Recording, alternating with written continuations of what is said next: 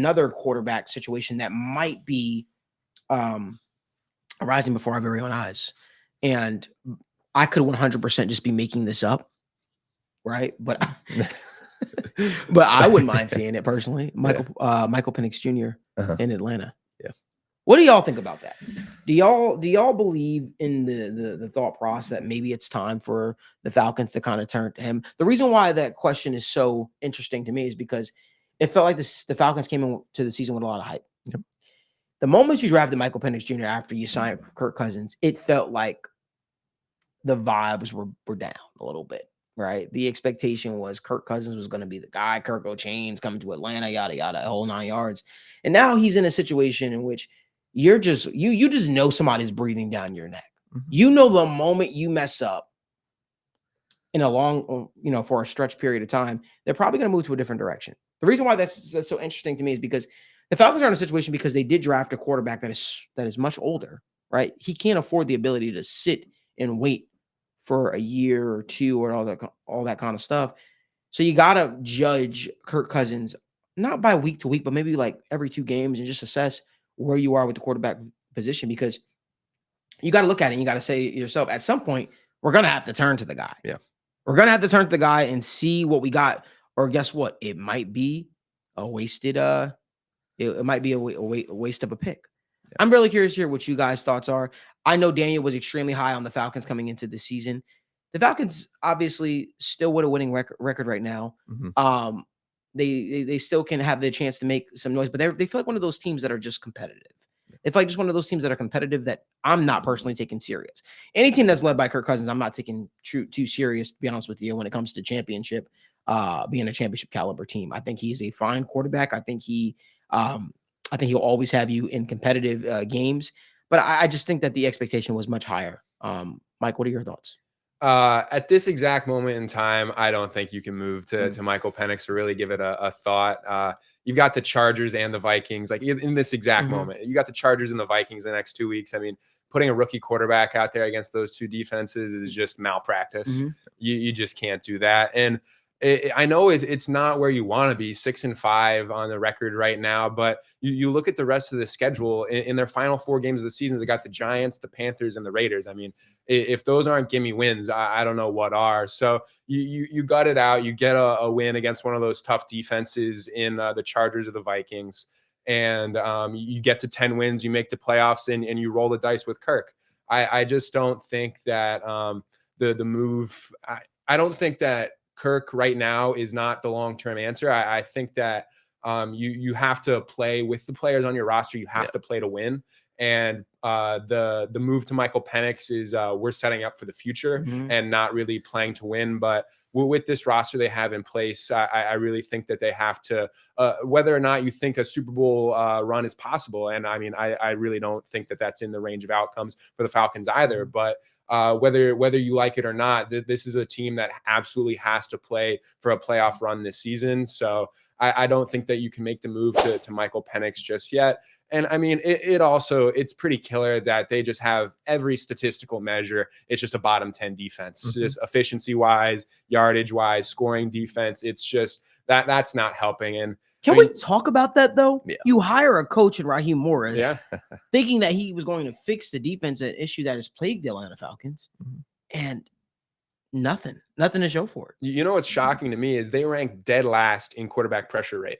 The generating the least pressure of any defensive line in the NFL, which is really, really shocking to me. But yeah, just in general, basically every statistical measure you look at, they're bottom 10, which is Raheem Morris. You expect him coming over from LA to make some changes, but we just haven't seen that. And I mean, obviously you can't go out and put up 17 points against the Saints, who are also now without Marshawn Lattimore in the secondary. You can't go out. That's an ugly showing.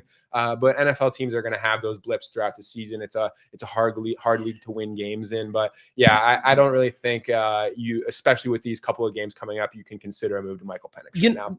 And I love that assessment, but I want to touch more about the malpractice, so to speak, of the Falcons when it came to their draft. I think Michael Penix Jr. was the biggest shock of the draft when they drafted him, right? But when you think back, right, and obviously they're all in their rookie year, but when you still look back and you look at some of the names defensively that are on the board, you would have thought Raheem Morris was going to be licking his chops at potentially adding one of these guys. You look back at some of the people that were available, Latu, right? Mm-hmm.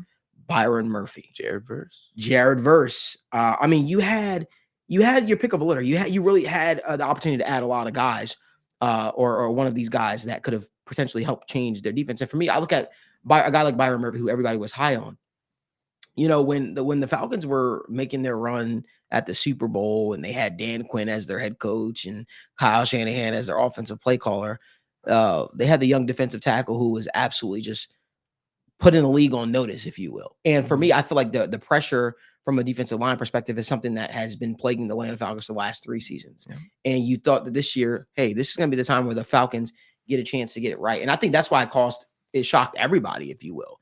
I think the world of their general manager, Terry Fontenot, although he hasn't had a lot of success, I just look at it and I say, hey, man, listen, that was a miss in a big, big way. I just think the Michael Penix Jr. conversation is interesting just because it just feels like the Falcons have become very similar to what the Vikings were under Kirk Cousins to a degree.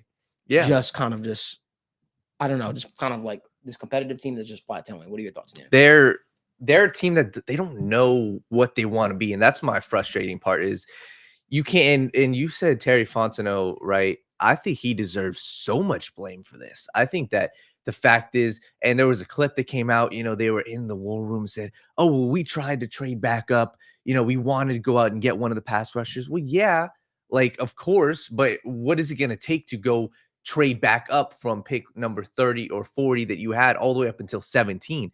It's like, if you guys were thinking about that, and I totally understand the logic of drafting Michael Penix Jr. I do. I like really? It. Tell me what that logic is. I like it. I think that the fact is, I think he could be a very good quarterback. My issue is the fact that they went out and they got Kirk Cousins already before. And it's like, you're doing this middling thing. So to that point, yeah, make sense of it.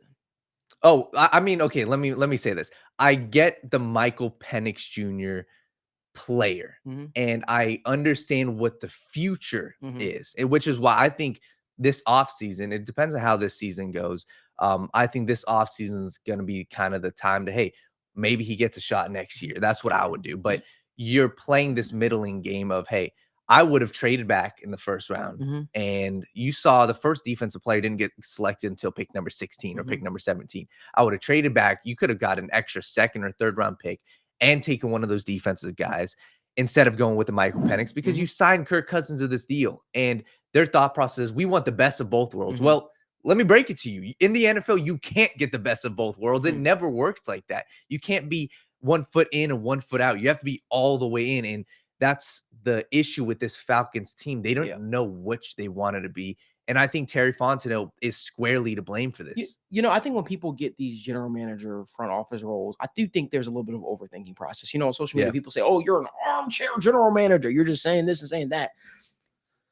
Yeah, but I also think that it's not that complicated. Now, obviously, there's a lot of intricacies in the background where, players have off the field issues and stuff like that probably plague your thought process to a degree. I don't feel that notion when it came to this draft class, respectfully. I think when you look at it, when there's all offensive players being drafted, right? Offense. And you have the chance to select the first defensive player to come off the board. And you say, I know we just made a big deal about signing Kirk Cousins. We went through a whole PR thing about Kirk O'Chains coming to Atlanta. You know what we're going to do? We're going to draft the oldest quarterback in this draft class, respectfully, and we're going to sit him behind Kirk Cousins, who clearly came to Atlanta and said, and I quote, Atlanta is my last stop. I don't want to go anywhere else, right? We're going to sit the oldest prospect at the quarterback position, albeit he was widely regarded. You overdrafted him to a degree. Let's be honest with ourselves. It didn't make sense. None of it made sense. And so while people say armchair general manager, I think there is some truth that sometimes these general managers overthink. Yes. I don't know. I just think that, I'm not going to say me necessarily, but I would love to see somebody like Michael Hara inside of a front office or in a draft war room. I don't think he overthinks that move. I don't. I understand it's exciting to get caught up in the prospect, but not only did you mess up the vibes with your new quarterback, because he was completely off guard by. At least I was told he was close to asking for a trade because his whole thought process was he was going to be the guy in Atlanta. They were not going to draft the young quarterback, right? Yeah. He wants to end his career in Atlanta, and what they do with their first pick to show that they support that move, and after they went after him ferociously, they go out there and they draft a quarterback that's aging. To me, you have to play Michael Penix at some point. Yes. It puts Kirk Cousins firmly on the hot seat. Yes. And if the Falcons don't make the playoffs this year, or they don't have playoff success, well, what does that look like for his seat moving forward? You have to think about seriously moving to Michael Penix Jr. because you don't have the time to waste. Yes. And that's the thought process behind this regime. There was no real thought put into the Michael Penix drafting, in my opinion. Yeah.